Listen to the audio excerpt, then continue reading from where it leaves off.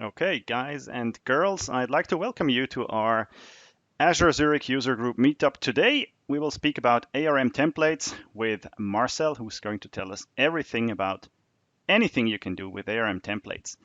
A couple of notes for the session. The session will be recorded. I would like to ask you to mute your microphone, or I will do it for you. You could have the possibility to check the audio by the background music. If you have any questions, please ask them in the chat if they come up during the session. We will have a Q&A session after the presentation from Marcel. If there's a technical problem, you can write to info@azurezurichusergroup.com, and I would be happy if you left a comment on the meetup page. So without further ado, let's get started. Who is the Azure Zurich User Group? Well, it's me. I'm the organizer. If you have any questions, you can reach me under the contacts below. The goal of the user group is to create a large Azure community in Switzerland, speak about Azure, meet new people, learn from each other, and build a strong community. For the upcoming events, you might have seen that there is a whole series of infrastructure as code events that we are ramping up throughout the next month. You can find everything on the website azurezurichusergroup.com, and there's a brand new meetup that I published yesterday, I think, about service endpoints and private links. Now, there is some free stuff I am willing to give away from our sponsors, and the first one is a ticket to Basta. Basta is one of the largest developer conferences in the DACH area. They call it the conference for .NET, Windows, and web development. And we have a free ticket for the main conference, which is 3 days and has a value of 1,124 euros. That's the first prize you can win today. Then we have one more event, which is the Azure Days, organized by Trivadis, the company I'm working for, which will show you how we work with customers with Azure and what we learned in the past couple of years. You can find the links on the slides. And there we have one conference ticket. It's a virtual conference, and the ticket is as a price of 249 Swiss francs. So if you're interested in one of these two tickets, what you have to do is you have to send an email to my email address, info@azurezurichusergroup.com, with the subject Basta if you want the Basta ticket, or with the subject Days if you want the Azure Days ticket. You don't need to hurry because we will pick the winner randomly, but I would be happy if you sent it until 5:20, so within the next 15 minutes. We will draw the winners at the end of Marcel's session, so stay in the call if you're interested in the tickets. And I think that's it from my side. So I will hand it over to Marcel and let him share his screen and start his session. All right. Thanks, Manu, for the kind introduction. I hope you can see my screen. And the first thing you will obviously see is that I changed the session title a little bit from ARM templates for the win to ARM templates and bicep for the win. Now, if you've never heard of bicep, no worries, because I will talk a little bit about that big unknown later in the session. Now, Manu said, well, Marcel will talk and tell you everything about ARM templates. Unfortunately, that will not happen because we only have one single hour. And when it comes to ARM templates and now also bicep, of course, 1 hour just allows us to scratch a little bit on the surface, but we could actually talk for a day or a week or a full month only about ARM templates. So I will try to cover some stuff that hopefully is valuable for you in the next 60-ish minutes. So quick info about myself so that you know who your host is of the next hour. My name is Marcel. I work for SoftwareOne. I'm pretty new at SoftwareOne, so I started back in September. And I'm the team lead of the technology services team for Switzerland. So where we take care of our customers when it comes to Azure as well as M365 and security. and we're focusing on the Swiss market, but also assist other teams in Germany and Austria when it comes to these topics. I speak pretty often at events like this. Normally, I honestly I prefer to speak at live events, but these days that's quite a challenge, of course. But of course, I also like to present online, talk to people from all over the world about these topics, to to spread the words a little bit about Azure, about Azure principles, processes, solutions, resources, new stuff, and so on. All right, so what will we cover, or what can you expect in the next 60 minutes? It's kind of a two-part session. The first part will be around, pretty generic stuff. So we'll talk a little bit about the Azure Resource Manager, how this beast works under the covers, and how you can actually use ARM templates to talk to the Azure Resource Manager. And then the second part is all about Bicep or Bicep Lang, how it's called, where I will introduce you a little bit into this new, obviously, language. So more details later. Because we only have an hour, I also want to quickly mention what not to expect or what I will not cover. So I will not give you like an Infra as code overview. I will not talk about the full DevOps story. I will not talk about anything code or repository management. I will not talk about pipelines.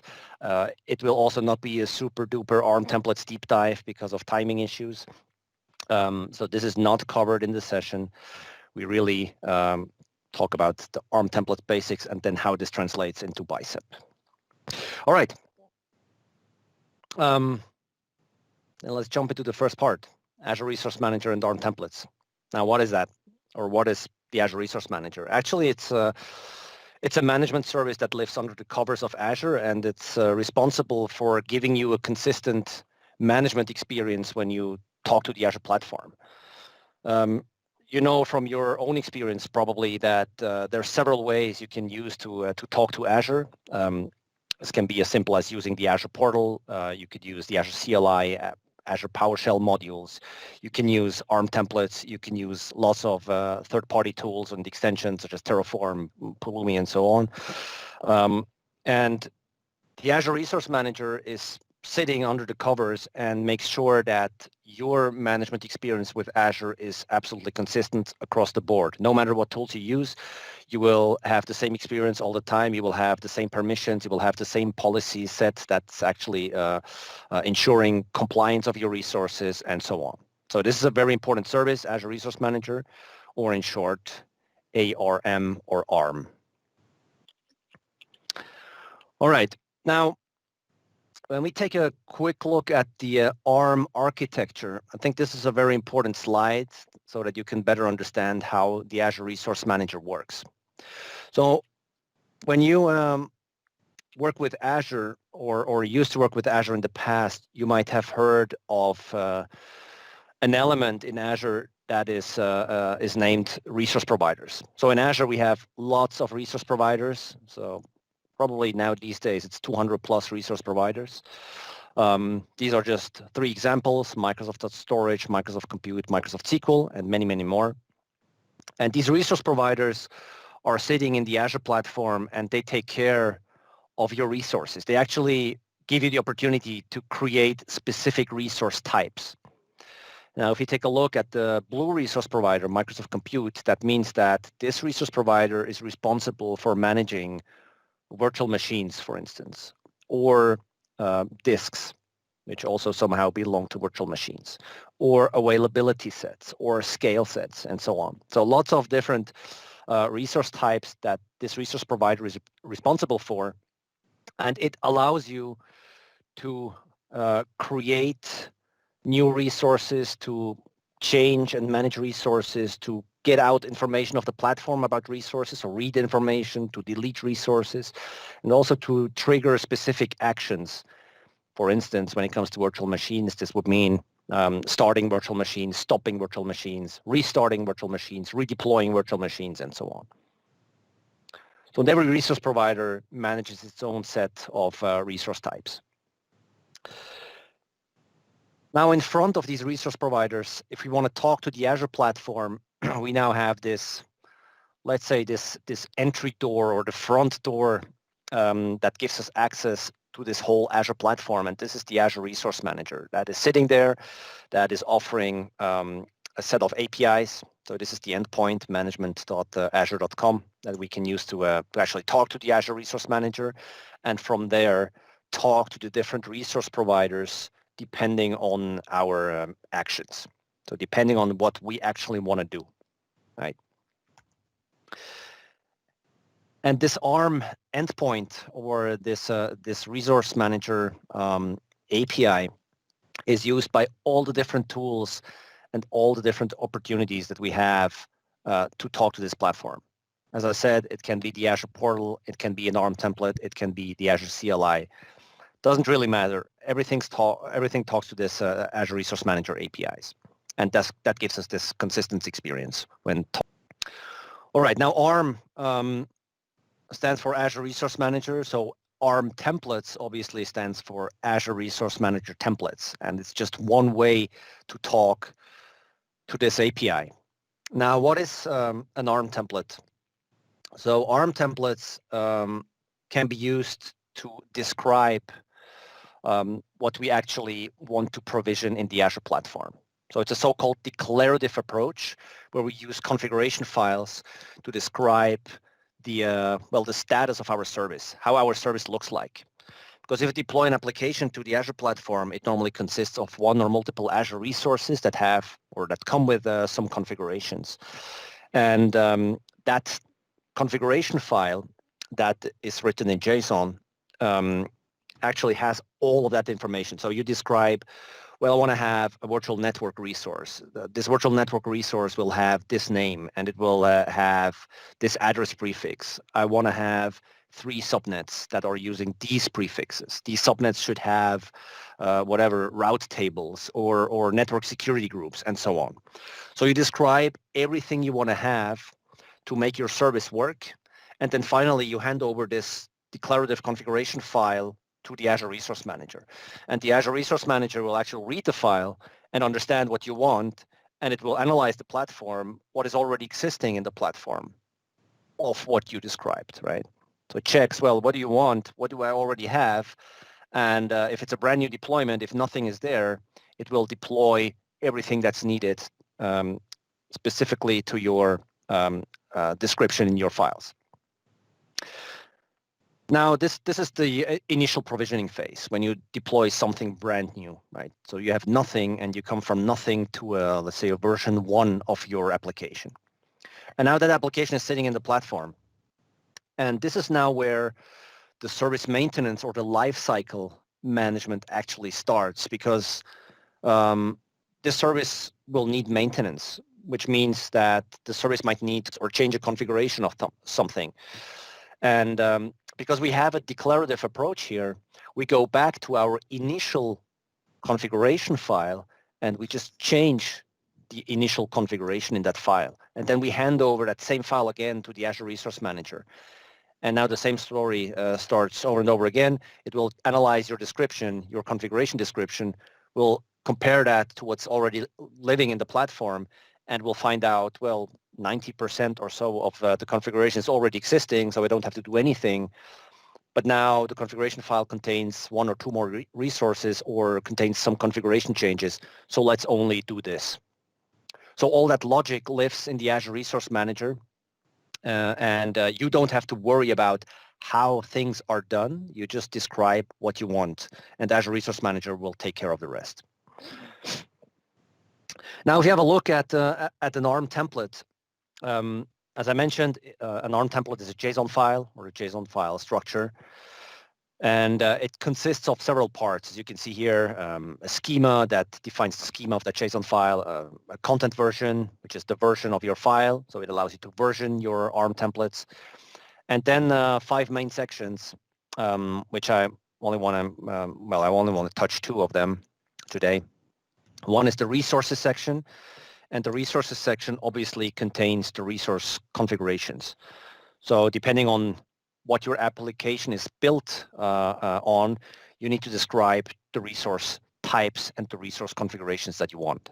As I mentioned, a virtual network, the subnets, the IP address prefixes, network peering, and so on. This is all described in the resources section. And now, of course, when we build configuration files, we want to follow best principles or best procedures of coding. So that means that we want to make sure we don't have redundant code. We want to make sure that our code is reusable all the time. And this is why ARM templates also have a parameter section that allows you to define parameters that you can then use to submit specific parameter values during deployment time that are then used by the code to, for instance, set a name or set the IP address range of a virtual network, just as some examples. So it gives you this flexibility comparable to a script parameter that you can use here in an ARM template, so to parameterize everything. Now, depending on your exact needs, there's two main approaches to work with ARM templates. So you can go with, let's say, the simpler approach, which is a so-called single template approach. So that means you will create one single file, one JSON file here, myservice.json, and this single file contains a description of your full service. So no matter if your service consists of one single resource or 20 resources, all that code goes into one single file. And this is fine because it makes the configuration a little bit easier because you don't have to worry about multiple files, how they are linked together. It's just one file, but of course that file will contain lots of code. So you can imagine if you describe 20 services in a single file, this would end up in a file with several hundred lines of code maybe. And the second thing, of course, is if you have one service described in one single file, this normally blocks you a little bit because it will be a very specific type of service. So let's say maybe it's a web application that consists of a web front end, so an app service plan, maybe a SQL database, a SQL server, and some additional services that are needed. And of course, you can parameterize this JSON file, but it will always deploy that same set of resources. So you're kind of locked in when you use a single file approach. If you want to be a little bit more flexible, you could go for the linked template approach. So that's the second example here. And this is where we somehow decompose our configuration file into multiple files. So when we follow this linked templates approach, we normally have two types of JSON files. So on the left-hand side, you can see that my service JSON file, which we normally call the so-called deployment or orchestration file. And on the right-hand side, you have the so-called resource templates. So resource templates are there to just provision one single resource. So as you can see in this example here, for instance, a virtual network or a storage account or a key vault and so on, right? So that means over time, you will build your resource template repository. It will grow over time, and every single JSON file will deploy one single resource. And of course, that JSON file is also parameterized so that these files can be reused over and over again. And now when it comes to the situation where you have to deploy a brand new service, you create a new orchestration or deployment file. So you create a brand new my service JSON file that has the name of your service, for instance, whatever, intranet or something. And then you just define in there what resource templates you need to describe your service. So for instance, you might need a virtual network. So you somehow link that virtual network JSON file to your orchestration file. You might need 5 virtual machines maybe. You might need 2 storage accounts. You might need a key vault and so on. And then you just always reference to your resource templates so that you don't have to rewrite that same code in your orchestration or deployment file. So you reference to these resource templates so that you can benefit from reusing those templates over and over again. So this gives you this advantage. The downside of using a linked template approach is it's a little bit more complex to manage. So from a resource templates perspective, it's easier because these templates are very simple to handle. It's like a template that deploys one single resource. It's not that much code, but the orchestration file can become pretty complex, and also the whole deployment procedure, how you deploy this construct to the Azure platform, needs a little bit of more, let's say, more investment compared to a single file deployment, which is pretty simple. Single file deployments also support something that's called a nested deployment. I just mentioned it here. It's not something we normally suggest customers to use. So we either go for like a very normal single file approach or a link template approach. We normally suggest to use a link template approach. But nested will become more interesting when we talk about Bicep a little bit later, because Bicep heavily is built on nested templates. All right, so it's up to you what you want to work with. If you start with ARM templates, definitely start with the single template approach, non-nested, until you have some experience. Later, you can continue to invest in nested templates or even link templates. All right, now if you have your template ready, you're ready to deploy to the platform. And it's also important to understand that there's different types of scope you can use to deploy your template. So as you can see here, there's 4 different scopes you can use to deploy something to. For instance, you can have a resource group deployment, which means you deploy something into a resource group, in an existing resource group.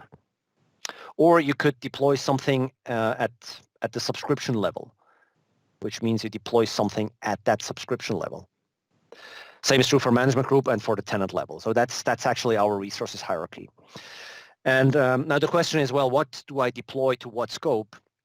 It's actually very simple. Whenever you deploy a resource, so whenever you describe a resource in your ARM template, this will always go to a resource group, because you always have to deploy resources to a resource group.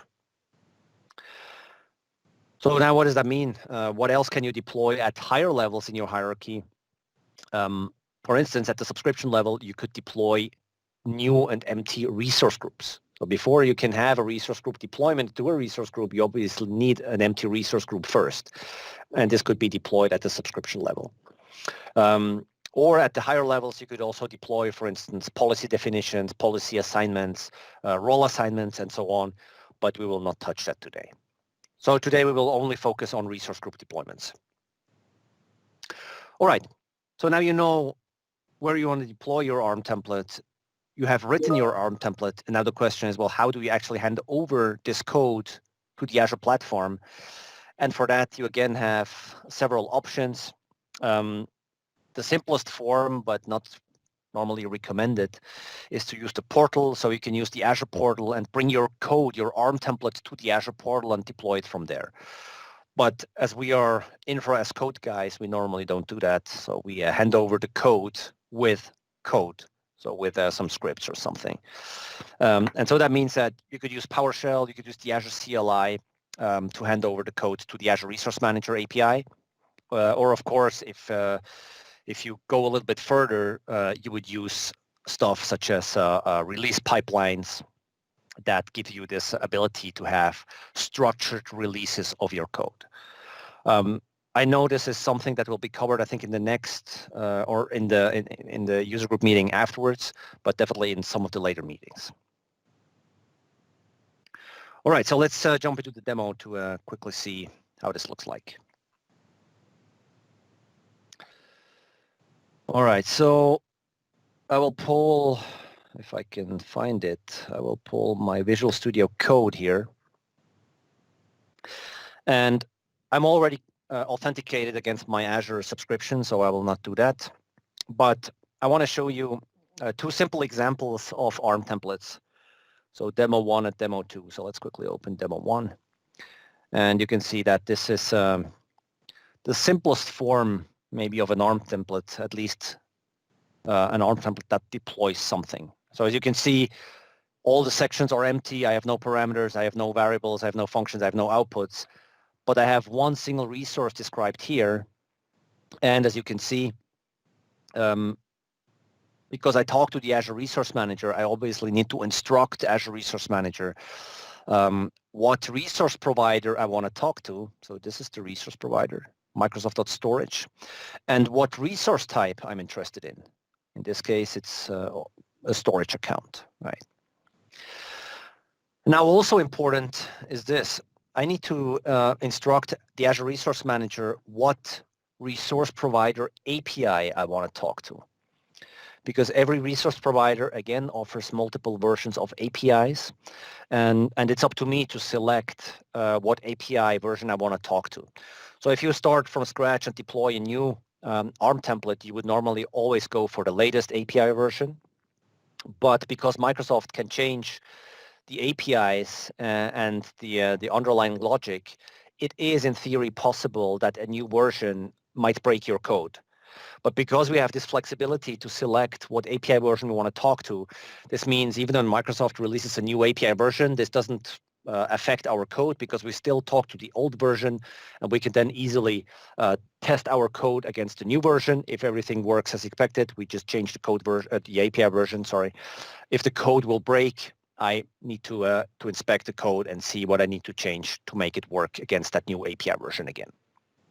So for now, I just picked this version. This is fine. And then if you ever deploy the storage account on the Azure portal, you know that you now need to specify some values. One is the location where the storage account goes to. This is West Europe.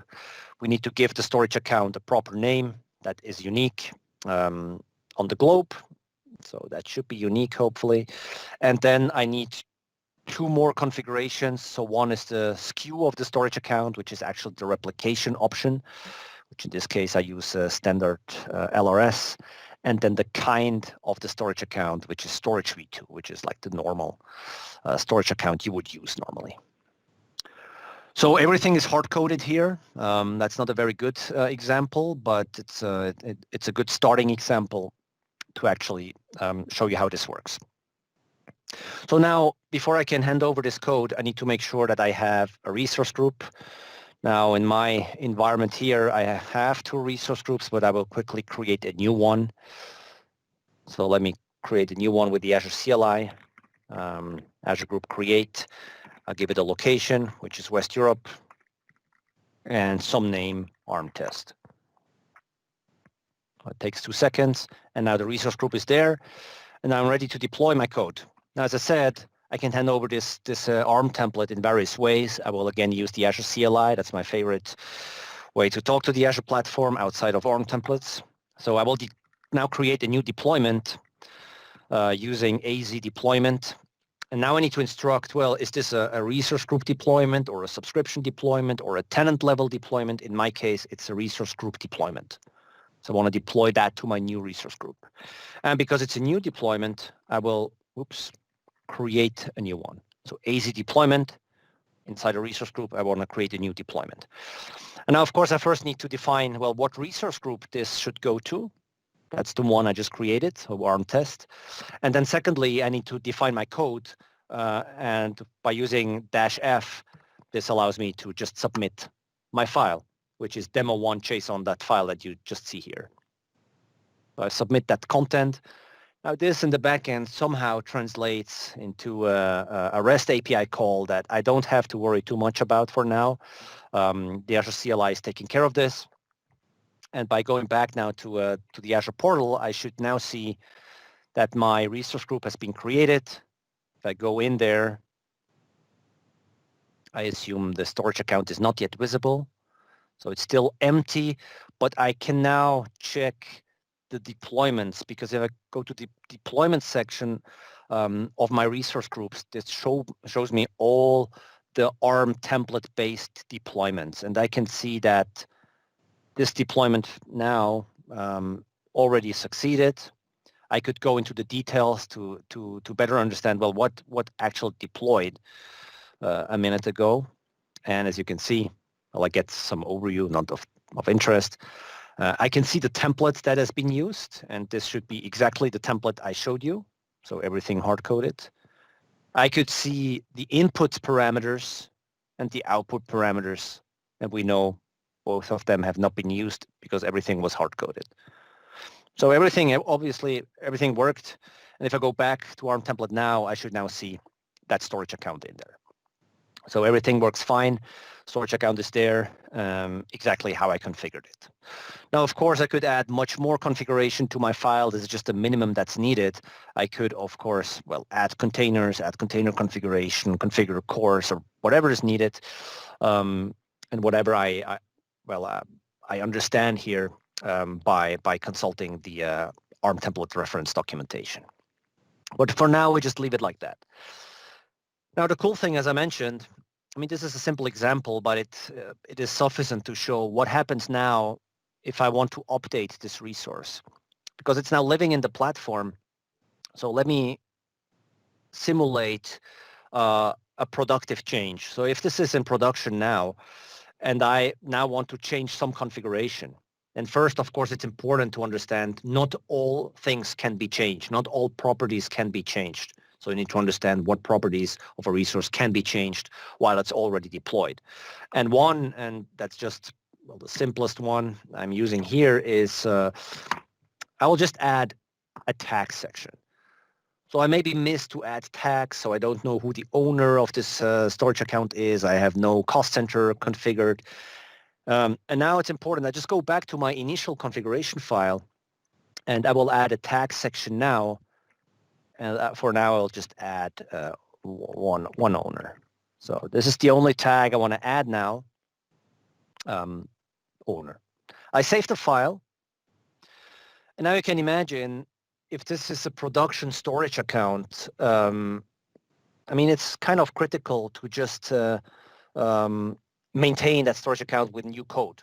So because before I release this code to my production platform, I want to make sure that this is rock solid, that it's tested, that I know what exactly will change. Now, this is easy. It's just one single resource, and it's pretty obvious what would change. But if you have like a very complex service that might consist of 10 or 20 or 30 different resources, this is a different thing because you now touch the production environment. And of course, this first goes to a dev environment. It then goes to a staging environment before it hits production. But still, even if you hit the production environment, you want to know what exactly would change if I would release this code to the platform. So now what I could do, I could now just repeat the same code again, saying, well, please deploy this JSON file to my ARM test resource group.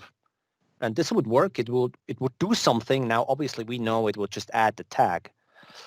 But if you go to a production environment, you could use something as simple as the -c parameter, which is the what if parameter, which says, well, before I deploy this, I want to first tell you what would change now. And this actually compares your code to the real world platform and will give you a good overview of what would change if you would release this code to your platform.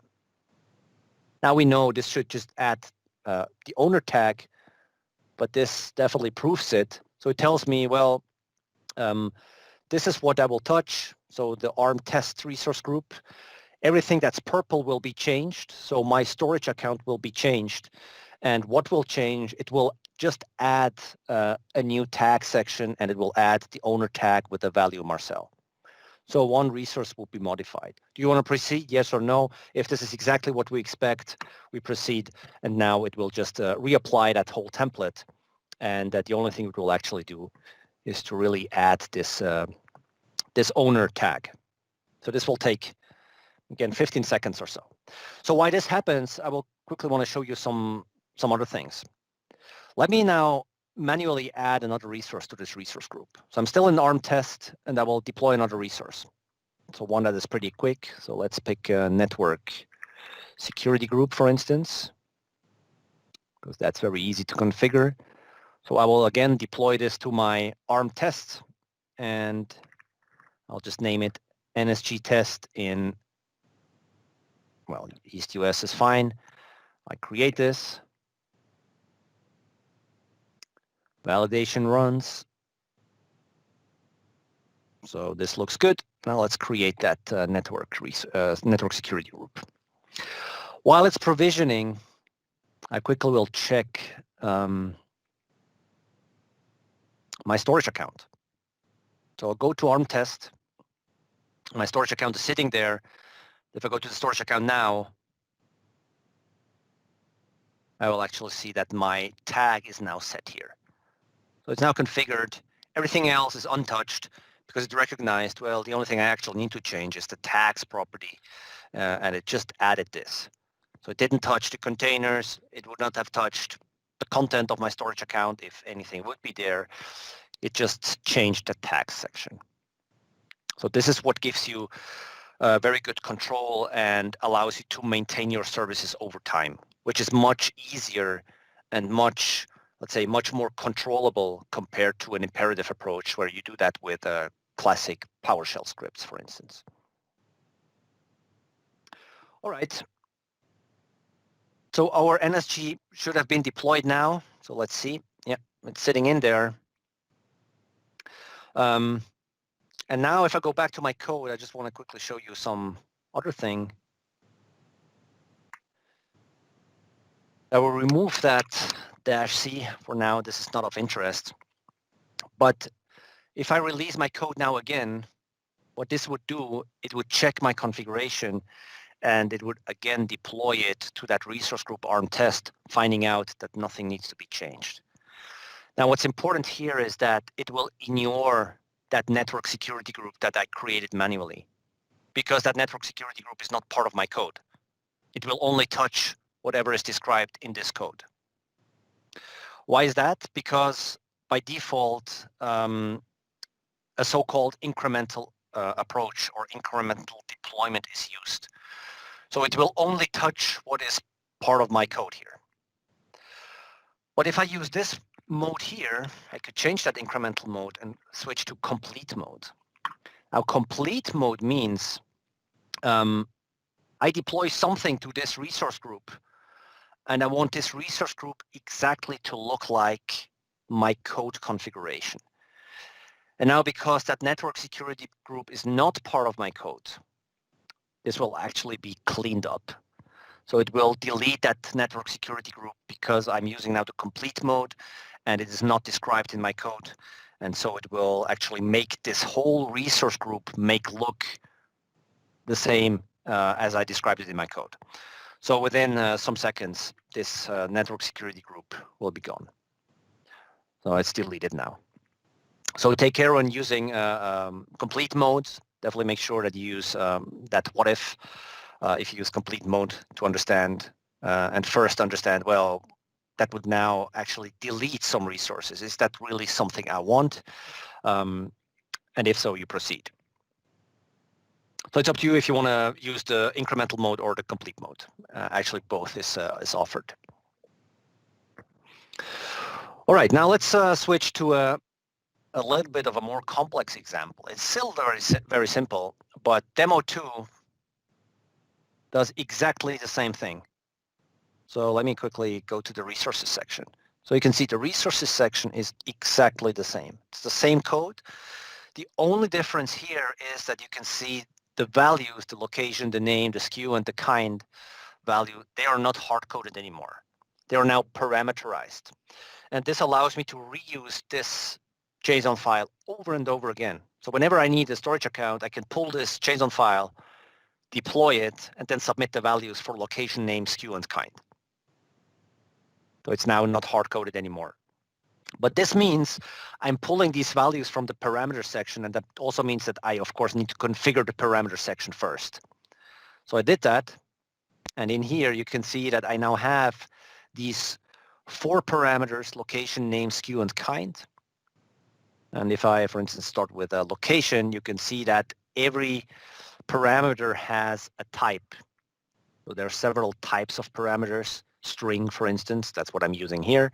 It could be an integer, it could be a bool value, it could be a full object, so a more complex configuration. It could also be a secure string that protects the value that you're submitting so that you cannot see it in the portal later. But this is just a simple string. And what you can also see is that I define a default value, which means if I do not submit a location value, it will just use West Europe. If I submit a location value, it will use the submitted value over that default value. So the same is true for name. This is just a string, so there's no more additional configurations here. The SKU is interesting because the SKU is also a string, but you remember when I hard-coded this value, I used something such as standard underscore LRS. And this is a value that the Azure Resource Manager or the resource provider understands. So here I cannot use just something like whatever, blah, blah, blah. This would fail because the resource provider would not understand this value. So I need to submit values that are understandable. These are, of course, documented in the docs. And to make sure that I don't run into any issues here, I defined allowed values. So these are values that obviously work, and it's also at the same time the only values that I want to be used when I use this template. So standard LRS, standard GRS. I could also, in addition to that, define a default value, but that's not done here. And then for kind, same thing. It's a string and just a default value. All right, so now let's see what happens if I use this. I remove the complete mode and I use the exact same thing, but this time I deploy demo2 into the same resource group. All right, now if I start this, it obviously knows, well, you need to submit 4 parameter values, one for location, but location has a default value set. So it recognizes and respects that. It will use West Europe as the default value. But now for the name, I need to submit the value. Well, this is the value of my storage account. Next is the SKU. So what SKU do I want to use? And because I defined the allowed values, I can now just select 1 or 2. And it would then use that value and then continue until I submitted all the different values, and then it will start deployment. But I will terminate that here. Oops. Because I want to show you a second thing that is much more convenient by using a parameters file. So that's the other option, because you don't want to end up with entering some values on the command line, of course. It's much more convenient if you store your parameter values in a params file, which is also a JSON file. And you can see here, I submitted, or I configured a location value in here, which is West Europe. I defined the name here, I defined the SKU, and I defined the kind. All right. And now if I want to deploy this again, I use the exact same command. I want to deploy demo2.json, but this time I also want to submit a parameters file, which is demo2.params.json. Now it reads the values from there and creates a deployment based on those 2 files. Let's see in a second, this should start. And while it's running, this also gives you like very good flexibility because, for instance, imagine you could have multiple params files. So for instance, if I rename this and just call it demo2 params production, and then maybe a second file that is named params2.def or something, you can have different parameter files with different values. So this would then have like another name, and maybe in def I would just use LRS and over GRS and so on. And then I can use the different parameter files with the same actually code that releases my application, but I'm very flexible with submitting the different parameter values now. So this is deploying. Let me go back to the portal. We should now see it in the deployment sections. Demo2, there it is. It's already successful, but let me now dive into demo2.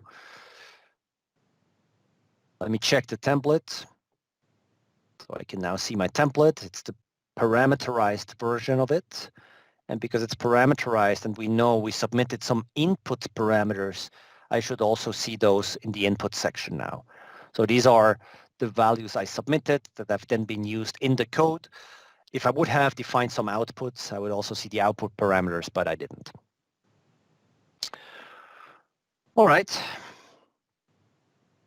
So these are like some basic principles you need to understand when working with ARM templates, and I think a good basis that you can use to build from there and to go then a step further into more advanced scenarios. All right, now coming back to these JSON files. I know that lots of people, lots of our customers also, they struggle a little bit with developing those ARM templates because, yeah, I mean, people say ARM templates are human readable. They are kind of, but if you have a very complex ARM template, and this is still a very simple example, they become pretty hard to read, actually. And this is where this thing comes into play. And I want to quickly talk a little bit about bicep lang now. That gives you another option to actually develop your ARM templates. So what is bicep or bicep lang? Well, we all know this. ARM templates are not so easy to develop. They're not so easy to read.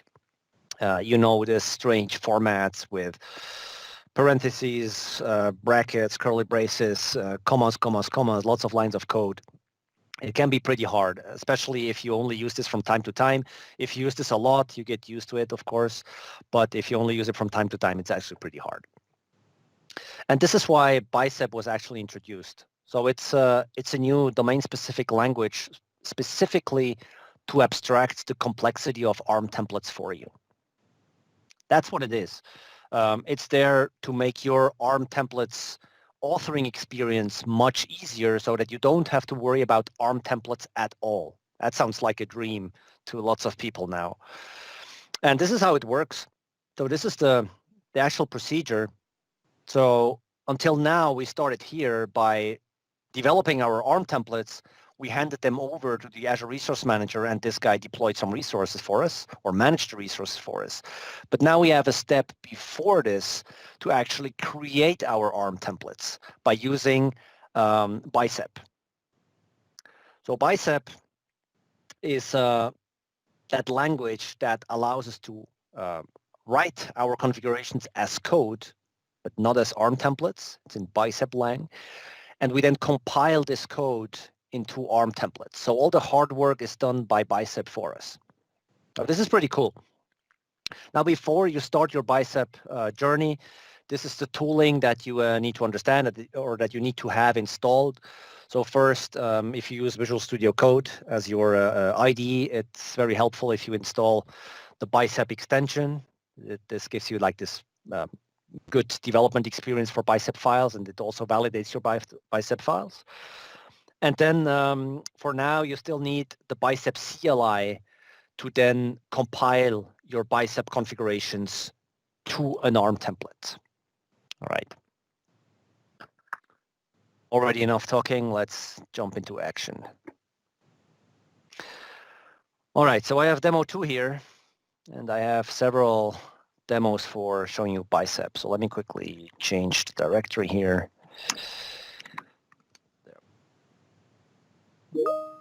All right. Let's start simple. So I brought some Bicep files with me. I don't want to author from scratch, even if it would be that simple to do so.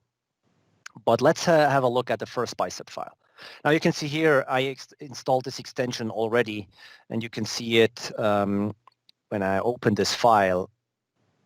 Down here, you can see that it recognizes this .bicep extension, and it actually started that Bicep language server in the backend that gives us this smooth authoring experience. Now look at that. This would deploy a network security group for us. And it's as simple as that. You define, well, I want to describe a resource. So that's the resource keyword that instructs Bicep to deploy some resource. Then every resource you configure needs a symbolic name. That's a Bicep internal name, if you will. So it's not something that you will see in the Azure portal afterwards. This is an internal name. And then you define, well, okay, what type of resource do I want to provision? And now you already understand this because we instruct Bicep that we want to talk to the Microsoft network provider, want to deploy a resource type of type network security group. And this is then, again, the API version we want to talk to. All right. And then we define the properties that we want to submit values for, which is the location and then the name. That's it. So no more freaky, scary brackets and so on. It's as easy as that. If you ever worked with Terraform, maybe this might look very familiar. So it's very close to what Terraform actually is.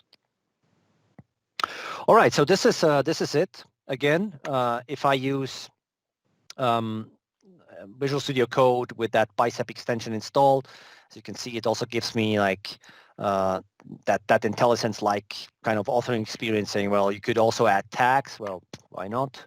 Let's do that. Okay, that's obviously an object, and now I can start adding my tags here. But I will not do that for now. We just keep it very simple. All right. Now what I need to do is, before I can actually use this, I need to compile this into an ARM template. And for that, I need the bicep CLI. So I installed that already, bicep CLI. This tells me, well, you need to submit some argument, which in this case is very simple, bicep build, and then I submit the path to my bicep file. And this creates the ARM template for me. And now you can see here that the ARM template is now there. If I open this, boom, there we are. This has been created for us. So it's a complexity abstraction that helps us to create ARM templates much faster. Now you can imagine this is a simple example, and you might say, well, this is still very easy to deploy and to develop. But if you have a complex thing, a complex configuration, this is quite a bit difference. I will show you afterwards. So let's dive into the second bicep example. Now, of course, in bicep, you can also use parameters. So you can see same example, same network security group, but this time I parameterized those values. And that means that I need to add, in this case, add the location and the name to the parameter section, which uses the params keyword, which is for the name just a string and nothing else. And for the location, I again defined, well, the default value should be this, and the allowed values should be Switzerland North and West Europe. No big deal. If I compile this, if we have a look at that JSON file, same thing we've just seen in the ARM templates before. This adds the location parameter, it adds the allowed values, and it adds the default value for me. For the name, it's just a simple plain string. Now that's 26 lines of code. The bicep file has 13 lines. So it's 50% less code. And I even have a blank line here. That's a little bit less. But still, not so complex. Let's take a look at the third example. I mean, this is the same. I just added a little bit more of a configuration of that network security group. This would add a security rule, so we'll skip that for now.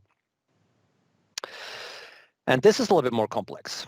So this example deploys two resources in the same bicep file.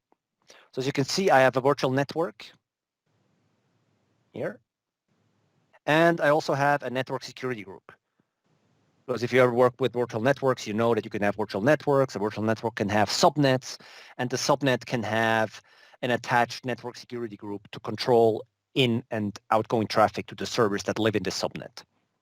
So what I did here is I first created that network security group, simplest form, so I didn't add any rules here, just to keep it simple. And as you can see, the location and the NSG name, they are parameterized up here. You see the location has no default value, but the NSG name has a default value. So you can even set the default values in the bicep file for a specific parameter if you want.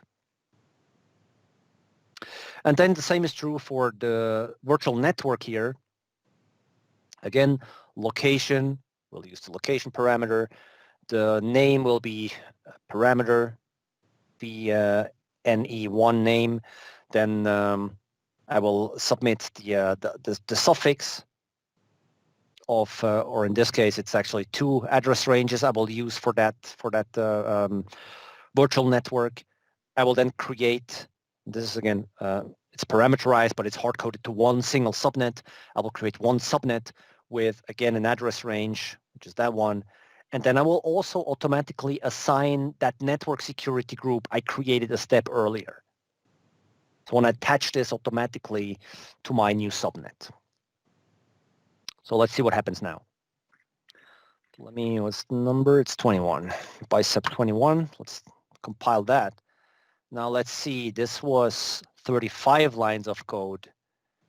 And now I have already 66. Yeah, it's still approx 50%. But you can now see that it starts with this fancy code. This is what makes the ARM template a little bit less readable, right? Because of course now it needs to somehow configure multiple resources.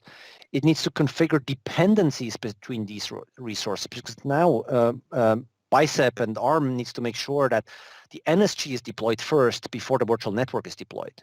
Otherwise it would fail, right? So that means that it will also automatically add dependencies. I didn't have to worry about this. So Bicep supports explicit dependencies because I'm sorry, implicit dependencies, because it understood, well, the network security group needs to be there first because the virtual network needs the ID to reference to that network security group to actually create a subnet. So I didn't have to worry about this. Again, Bicep or the compilation process takes care of this for me. And all the rest is just plain ARM code. So this would deploy my network, the network security group, and it will link it as well. So let's just for the reference, just quickly deploy this. Because I'm a lazy guy, I'm always reusing my code here. So deploy demo 21 location with US Europe. I don't have a params file now, and all the rest should be in the code. So that deploys, and we'll see later if this worked. Now you remember that I mentioned in the beginning that code should be reusable. And one thing we can do with ARM templates is using the linked template approach, which is a little bit complex. And Bicep also makes this process a little bit easier by supporting a concept called modules. Now in here, just forget about that for now. In here, you can see that I have 5 Biceps files. So one is obviously a file that, well, translates into an ARM template that creates a storage account. Again, very easy stuff. A virtual network. This deploys a subnet, and so on. So every single Bicep file is responsible for provisioning one single resource. And now when I want to create a full service that consists of multiple resources, I can use these Bicep files as so-called modules. So let's go into the main Bicep file here. And in there you can see that I now use these 4 Bicep files as modules, saying, okay, for deploying my full service, I obviously need one storage account. And for that, I want to use this storage account Bicep module.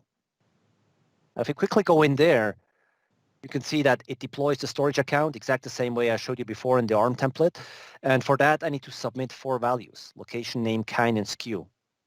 And this is reflected here as well. So if I open this module, I give this again a name, and then I need to submit the 4 parameter values to deploy the storage account. Switzerland North, the name is storage. Well, obviously not such a good name. Something like that. Let's keep it short. Then I have a network security group, same thing.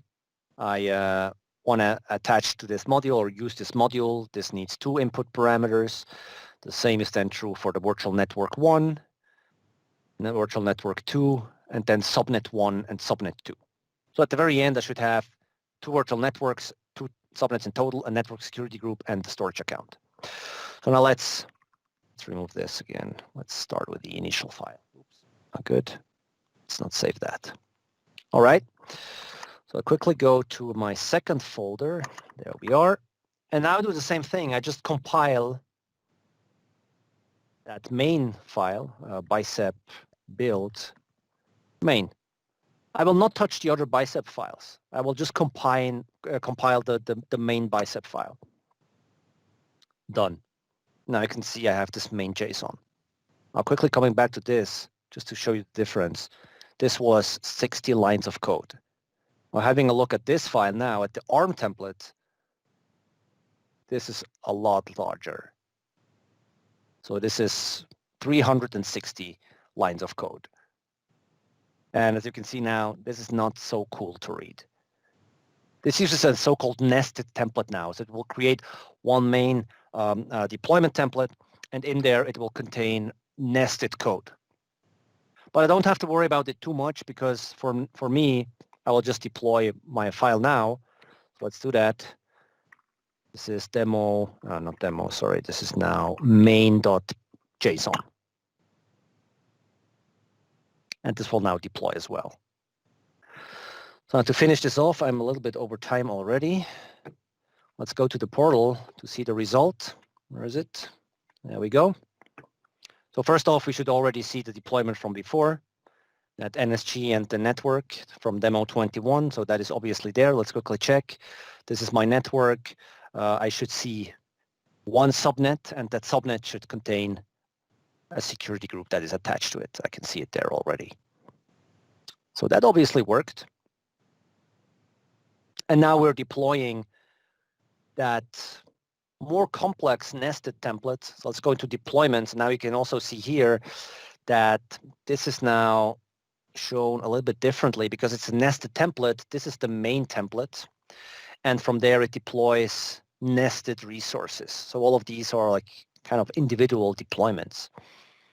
And I can deep dive into all of them now. You can see the details of the full orchestration file, or I can go also into the details of every single resource that has been deployed here with, again, all the input parameters and so on. And this was successful, so the full deployment went well, obviously. So let's see if that is true. Should now see a bunch of resources. There we go, 2 networks. I have, well, that storage account here. I have this network security group, and in here I should also have the subnets. Let's see. Yeah, 2 subnets, and both are using the same network security group. So less code, better readability, and quicker results by using Bicep. All right, so I hope that was impressive.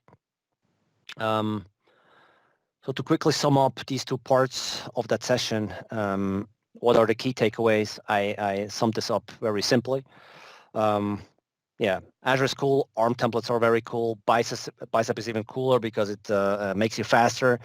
And I really suggest to learn all of these. Start with Bicep. Don't worry too much about the ARM templates. If you never worked with those before, start with Bicep, start compiling stuff, and then maybe also have a look at the ARM templates to see how they have been constructed by using the Bicep build or compile process. It's always good to understand what happens at the back end, but at some point this will not be needed anymore. For now, just as a warning, Bicep is in version 0.2. 0.3 will be released very soon. I don't think it's been released yet. It will be released in December or in January, I guess.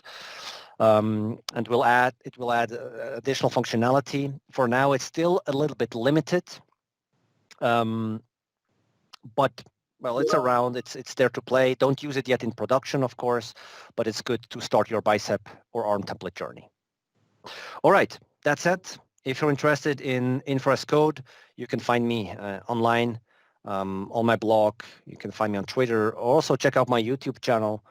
It's not much stuff there, but recently I published Infrastructure as Code series together with my good friend Martin from Norway, and we published, I think, 5 or 6 live streams, everything around ARM templates. There you can also learn about like more complex approaches, more complex templates. You will also see a quick Bicep intro and some other cool stuff such as deployment scripts and so on. All right, that's it. That's it from my side. 6 minutes over time. I hope this is still okay, Manu. It's 10%. I think that's acceptable. And with that, I will be open for questions if there's anything around.